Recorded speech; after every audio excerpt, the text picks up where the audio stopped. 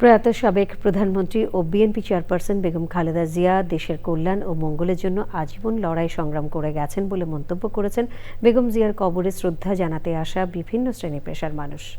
BNP নেতাদের প্রত্যাশা, গণতন্ত্র প্রতিষ্ঠায় বেগম জিয়ার দেখানো পথের স্বপ্ন বাস্তবায়ন করবেন তারেক রহমান।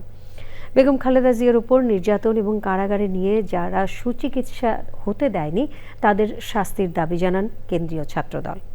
মইনুল হাসান জানাচ্ছেন। বিএনপি চেয়ারপারসন ও বাংলাদেশের প্রথম নারী প্রধানমন্ত্রী বেগম খালেদা জিয়ার প্রতি শ্রদ্ধা জানাতে রাজধানীর জিয়া উদ্যানে বিভিন্ন শ্রেণী পেশা মানুষের ভিড়। যত্ন করে বহু বছরের লালন করা অনুভূতি, সম্মান আর ভালোবাসা জানাতে জিয়া উদ্যান প্রাঙ্গণে যেন তাদের জন্য এক আবেগের জায়গায় পরিণত হয়েছে। দেশের প্রতি ভালোবাসা, তার এইগুলো আমাদেরকে আসলে অনেক উজ্জীবিত করেছে।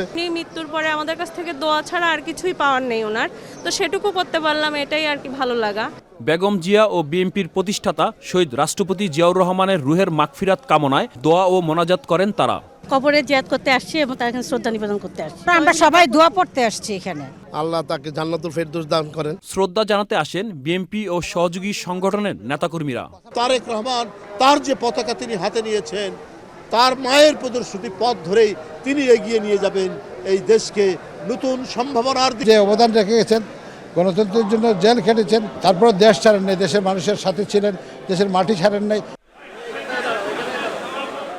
সন্ধ্যায় শহীদ প্রেসিডেন্ট জিয়াউর রহমান ও সাবেক প্রধানমন্ত্রী বেগম খালেদা জিয়ার সমাধিতে শ্রদ্ধা নিবেদন করে কেন্দ্রীয় ছাত্রদলের সভাপতি রাকিবুল ইসলাম রাকিব বলেন, দেশের বিরুদ্ধে ষড়যন্ত্রকারীদের তারেক রহমানের নেতৃত্বে কঠোরভাবে মোকাবেলা করা হবে। বাংলাদেশ জাতীয়তাবাদী ছাত্রদল তার সেই আদর্শকে ধারণ করে, শহীদ রাষ্ট্রপতি জিয়াউর রহমান বীরত্বের আদর্শকে ধারণ করে, মুক্তিযুদ্ধের চেতনা এবং সেই সাথে জুলাই আগস্টের গণ অভ্যুত্থানের চেতনাকে ধারণ করে তাদের সেই বাংলাদেশপন্থী রাজনীতিকে সমুন্নত রাখার জন্যে আমরা আপসহীনভাবে জনাব তারেক রহমানের পাশে থাকব, আমরা সেই প্রতিজ্ঞা নিয়েছি।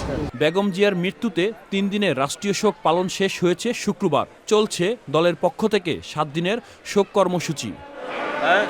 Moinul Hasan, Channel I, Dhaka.